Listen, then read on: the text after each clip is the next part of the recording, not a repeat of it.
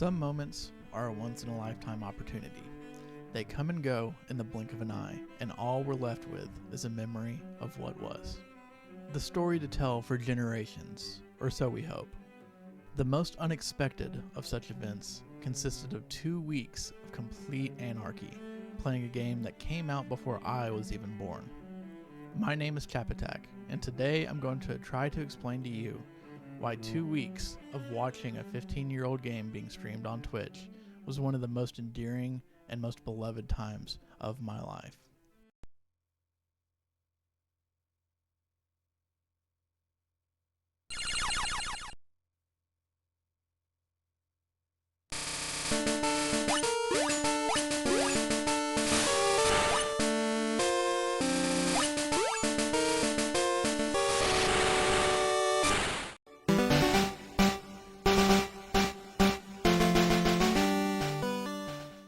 Now, if you've never heard of Twitch Plays Pokemon, and for some reason clicked on this video, let me explain to you what it was.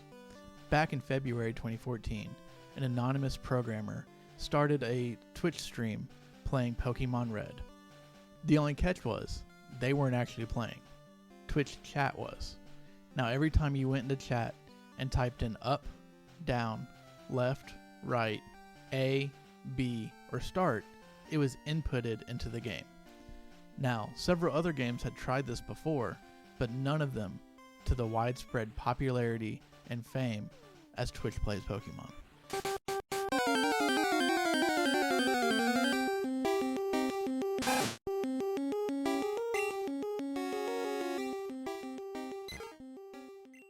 I vividly remember it coming out.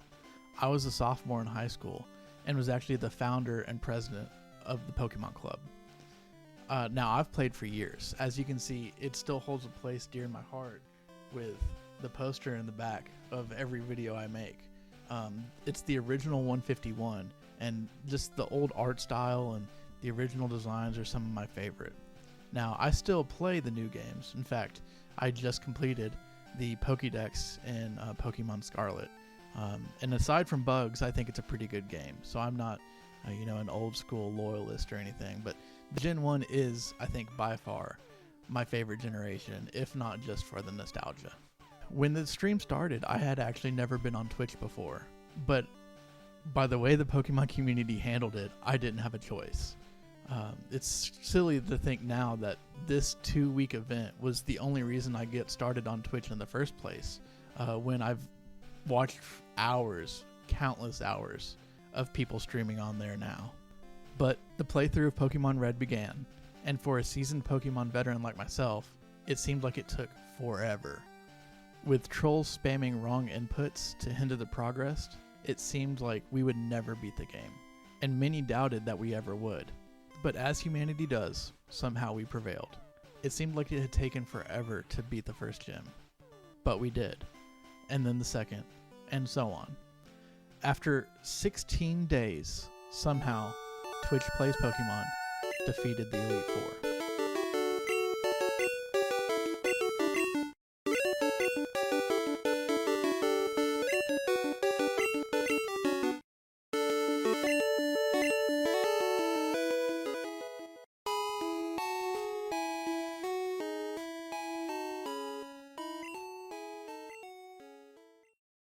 Now, honestly, I had to look that number up, because if you were to ask me from memory how long it took for us to beat the first playthrough of Pokemon Red, I would have told you months.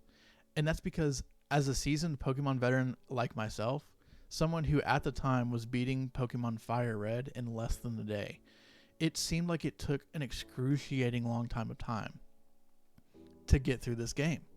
I mean, simple things like walking through a route to get to the next town would take hours to get through, just because nobody could either agree or people were trying to troll and hinder the progress of the game. But I watched it relentlessly. Every morning on the bus on the way to school, I would watch it. I'd watch it during class. I'd even check my phone every single break at football practice just to see what the latest update was. And to be honest with you, I watched it all night, every night. I think during those 2 weeks, I maybe slept 3 or 4 hours a night just so I could spend as much time as possible watching and seeing what the progress on it was. And so the game was beat. But the craze didn't die down as soon as the game was over. Sure, a little bit later, I think they moved on to some of the other games, maybe gold or silver or crystal. I can't really remember which one. But the vast majority of the people who'd watched the first one didn't really care about it. We just kept on talking about the first one. It wasn't just a mindless playthrough. It wasn't just a quick fad that came in and out of style as soon as we beat the game. The community made lore around each Pokemon we caught. Every struggle that took hours to finish, every battle that we managed to just barely clinch out, and every member of the team that was lost to the mob. Now, this isn't going to be a lore video. There's plenty of better videos out there that explain the in-depth lore and story that the community made up around the events of Twitch Plays Pokemon. Today, I'm just going to be talking about why I think I cherish this 2-week period so much, and why I don't think anything's been able to replicate it since.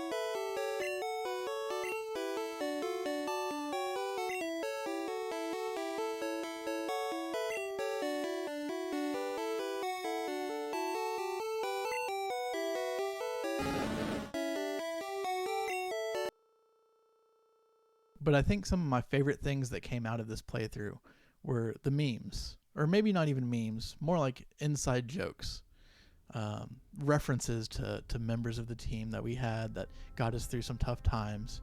You know, there was All-Terrain Venonat, there was Bird Jesus, and then there was the most divine of them all, Helix. Now, Helix is probably the second most important experience of my high school life, right behind meeting my now wife. I think she would skin me if I said anything otherwise. But the Helix fossil guided everything I did, or at least it seemed like it did. Not in any meaningful way, of course. You know, if you know about the joke, it was literally just that the Helix fossil was the first key item that we picked up, and the users would constantly try to use it over and over again. And whenever we ran into an issue, everybody would say, "Oh, consult the Helix fossil." And consult the Helix fossil we did. But of course it wasn't meaningful. It was just meaningful in the way that I was a part of something, part of a joke that nobody else around me was.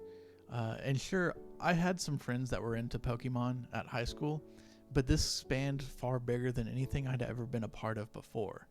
There were people online talking about it, and I didn't know any of them. But somehow I was connected in a way that was bigger than just me and my close friends at the school. All that mattered was that we loved the story and we enjoyed it together. And every time you met a goal, you beat a gym badge, you made a new meme, you have a new member of the party, or something tragic happened in the story, you got to be there and you were a part of it. And this time it was amazing. I mean, I loved it. You know, of course, everybody has nostalgia for high school. You don't have to really do anything too important in life in high school. You're just kind of coasting.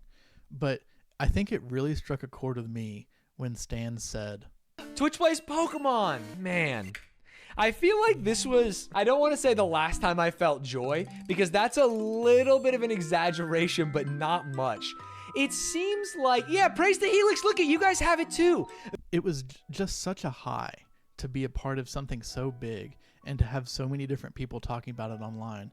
And it just set the bar so incredibly high that I feel like not very many things have met it since.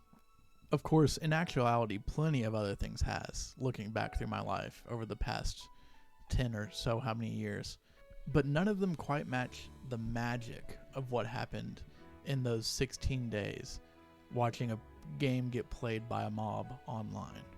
In fact, this video was quite nearly named A Tribute to Twitch Plays Pokemon, an homage to the Tribute to Minecraft by Jay Schlatt, who's one of my most influential creators, who inspired me to start making videos myself.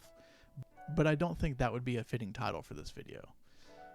For those of you who know, A Tribute to Minecraft actually inspired the second big wave of the Minecraft craze. And I don't want this to do anything like that. If we had another successful Twitch Plays Pokemon, I'm not even sure I would have time to watch it. I know many people have done it. I know AlphaRad did one to pretty good success. And I know that Mizkif just tried to do one, but it was taken down within a couple days for not having enough viewership. But none of them seem to match the magic of the first. I don't know of any wide-standing lore around AlphaRad's recent playthrough, and certainly not of Mizkif's because it didn't really last long to have any made about it. I don't really expect there to be a revival of it. In fact, I don't really want there to be one. I think a big part of the magic of Twitch Plays Pokemon is that it was a certain time in a certain place for me and hundreds of thousands of people around the internet. And so, this video isn't titled A Tribute to Twitch Plays Pokemon. Instead, this is a eulogy for Twitch Plays Pokemon. Rest in peace.